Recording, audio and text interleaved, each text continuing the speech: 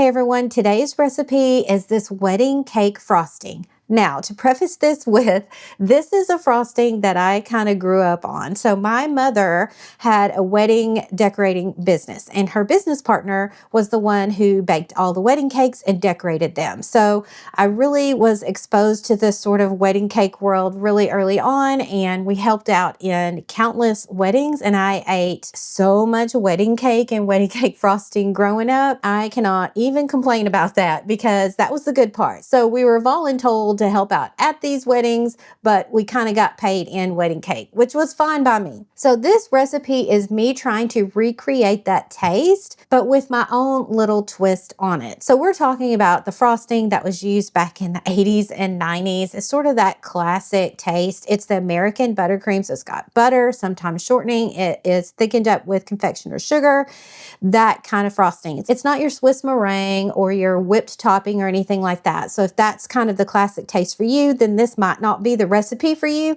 But for me, living in the South, growing up in the 80s and 90s, this was the thing. And it really kind of still is for most bakeries. Most bakeries, at least down here in the South, we really love our American buttercream. And it is the sweeter type of buttercream, but a lot of times you kind of like what you grew up on. So that's what I'm doing today, trying to recreate that taste. And this buttercream works really well with white cake, white cupcakes. I will put some links in the description to some of my other recipes it would work well on, but feel free to use it as is and adjust the flavorings, which we will get into in just a little bit. Okay, to start off, you're going to need 1 cup of unsalted butter, and you want to make sure that it is close to room temperature. Now it's the controversial ingredient. It is 1 cup of vegetable shortening. Now we're using vegetable shortening because it's going to keep the frosting more of a whiter color rather than using all butter. And it also gives you that classic bakery frosting taste because let's face it, there are a lot of bakeries using the vegetable shortening. You may just not realize that. So I'm using it because it's going to give me that wedding cake frosting taste and it's going to keep the frosting a white color. Now, if you do not agree with this, you do not have to use it. You can use butter instead. So just use the same amount. We're going to use a cup of this. Just use a cup of butter. Is it going to give you that sort of classic 80s and 90s style or bakery style buttercream taste? No, it's going to be a little bit different, but butter is always good. So it's still going to taste very good. So feel free to use what you like. I prefer the Great Value brand. I know it sounds weird, but to me, the Walmart brand of this shortening does seem to work better by taste and texture than Crisco. I don't know why, it just seems like that to me.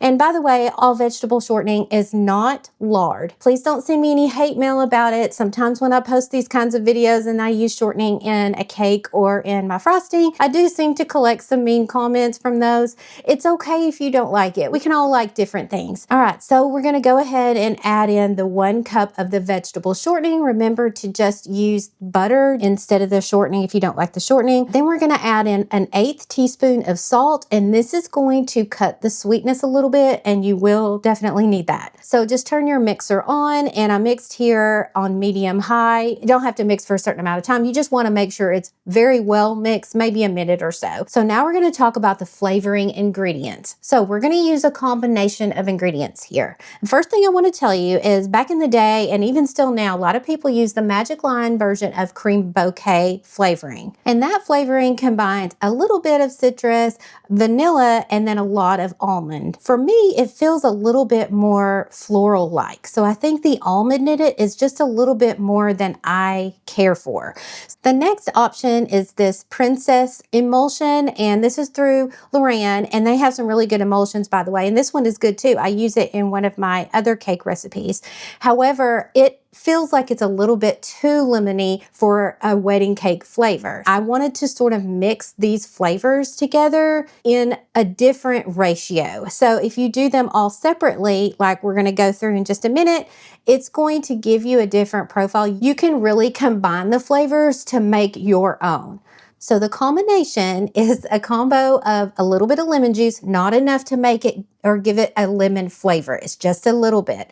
And then clear vanilla extract. We're going to use a tiny bit of almond extract and a little bit of a butter extract. So for the almond extract, I only had the regular kind you can get from the store. I actually prefer to use Loran's almond emulsion because it really does taste a lot better to me. And by the way, if you have a visceral reaction to using almond extract at all, please just try it as long as you're not allergic to almond, although a lot of the almond extract doesn't actually have any almond in it, but read the label. So if you are allergic, make sure you're reading the label. But if you're not, I would really encourage you to try it. As my mom always used to say, don't knock it till you try it. It's only a small amount. Whenever you eat this frosting or a cake with that in it, you're not going to know that's what it is. In fact, I put such a small amount in my frostings and my cake, and the kind that I use does not actually have almond in it, so there shouldn't be any reactions to that. But I always get, hey, what did you put in this? It is so good, I cannot stop eating it. And literally that's the secret ingredient. It's just such a small amount though that you can't tell it's almond. You don't even taste almond. It doesn't come across as an almond taste is what I'm trying to say. So even if you don't like almond, I would suggest just try a little bit of it, because in my mind, I really feel like it makes a difference. If you absolutely hate it, you don't have to tell me that you hate it and you're refusing to try it. It's okay. You don't have to. I'm not going to make you. But if you're on the fence, I would really suggest to try it because you really might be surprised at how much you like it. And just another quick thing about the butter extract, the kind from Loran is much better than the butter extract you get from the store. I don't know, but that store kind it smells bad. It just tastes bad. It's just not the best. So I would encourage you to get a better kind. And also, as far as the clear vanilla extract goes, that is not a real vanilla. It's clear. It's not going to add any color to your frosting, so you can kind of keep it white for that wedding cake look.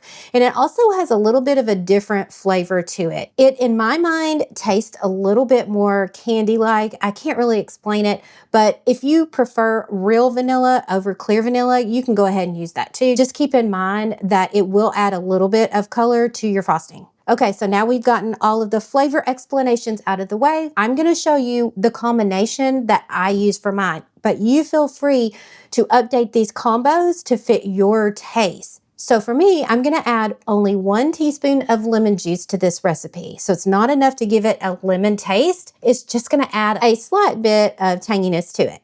And then I added 2 teaspoons of clear vanilla extract. And then we're going to use a 1/4 teaspoon of almond extract or emulsion. Now I said scant 1/4 teaspoon, so that's a tiny bit less than a 1/4 teaspoon. You're adding just a very small amount here, just enough to give it just a little bit of interest. And then you're going to add a 1/2 to 1 teaspoon of butter extract. Start out small with just a 1/2, and then kind of taste it, and feel free to add another 1/2 teaspoon if you want a little bit more butter flavor. And mix all this really well. You're just going to mix it until it is smooth. Make sure all that extract and flavoring gets in there really good. Now we're going to start adding in our confectioner sugar. And first we're going to add 3 cups. So add the 3 cups and then go ahead and add in 2 to 3 tablespoons of milk. Just start off with 2 first and see how it goes. And you can always add more if you need it later. So I'm going to mix on low here until it's incorporated, and then switch to medium high until it's all well mixed and smooth. And then add in the last 3 cups of confectioner sugar. So you're going to add in 6 cups total. Now, it does seem like a lot, but this is going to make enough frosting to cover either about 24 cupcakes or an entire 2-layer 8-inch cake. So if you're making a wedding cake, you're clearly going to have to make multiple batches of this. But, that's going to be true with any recipe, really. All right, so we're going to scrape down the sides and the bottom of the bowl, and I'm just going to add in a little bit more milk to try to get it to the consistency I want it, and then mix it up again, and you're going to just keep testing out the consistency and adding a little bit of milk here and there. Always add a little bit less than you think you need. It's much easier to add more than to add more confectioner sugar, because then that really makes it overly sweet. And by the way, you don't have to sift your confectioner sugar unless you want to. If it's really lumpy, I will sift it, but a lot of times I just don't, because it ends up eventually mixing well, as long as you've got a good brand. And I try not to get the generic brand of confectioner sugar, because that really does not work as well, and it seems to be much grittier than the name brand. But that's my opinion. Use what works best for you. Okay, so once you get it to the right consistency, what I like to do is just whip it up like this for several minutes. The longer you whip it, the fluffier it's going to get, and it will lighten in color. So if you're going for that white frosting look, I would really recommend trying it this way. It does whip up a lot of air into it. So if you're trying to get a very smooth look to your cake in the end, this might add in a little bit more air. You would probably want to, instead of whipping it at higher speed, whip it on a slow speed. So turn your speed down and then mix it that way. And that helps to get some of those air bubbles out. I'll also show you a trick in just a minute that will show you how I kind of get air bubbles out of it as well. Okay, so you can see here, it's really light and kind of whipped and airy. And just remember, if you don't want that, you would want to mix it on low speed, and then it should come out even smoother. But I do like to do this first, even if I go back in and whip it on low, because I like it to be the whiter color. Now, if it's still a little bit too yellow, you can try to add a little tiny bit of violet food coloring, but you only want a tiny amount. And I like to put it on a little paper towel. And that way I'm not putting in a whole drop, but you just use a toothpick to get a little bit on your toothpick and add it a very small amount at a time. This is the opposite color on the color wheel than the yellow. And it's going to basically offset or cancel out that yellow. So it's not perfect. If you add too much, your frosting's going to end up being a little bit gray, but just add a tiny bit at a time and mix it, and just enough to cross that out a little bit, but not enough to make the frosting gray or green in color.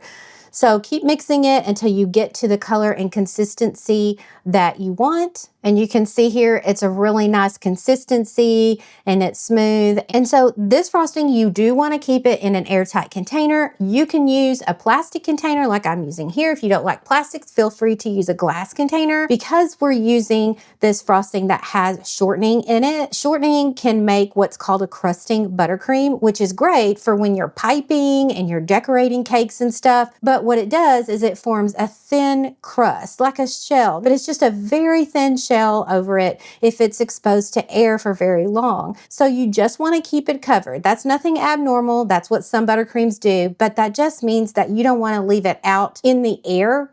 And another trick that I was telling you about earlier is you can see here, I'm using my spatula to sort of mix it within this container, and I'm smashing that buttercream around, smashing out all of those air bubbles. It kind of helps to make it smooth, and I will do this again whenever it's ready to actually use the buttercream to decorate a cake with. I will actually smash out those bubbles again. You can keep this out on the counter for a few days. If you want to keep it for a week or longer, whatever, then just put it in the fridge and let it come to room temperature before you use it. So I hope you enjoyed this one. Feel free to combine the different flavors and make it how you want. I would suggest maybe trying out my combinations first to just kind of get a baseline and say, okay, I'd really like a little bit more citrusy flavor, or maybe I don't want the almond at all, or maybe I love it and I want even more. Try out my base flavor combination first and then kind of see from there and then make it your own. But I hope you enjoyed this one. If you do make it, let me know what you think. The recipe link is in the description, and I will see you in the next video. Bye.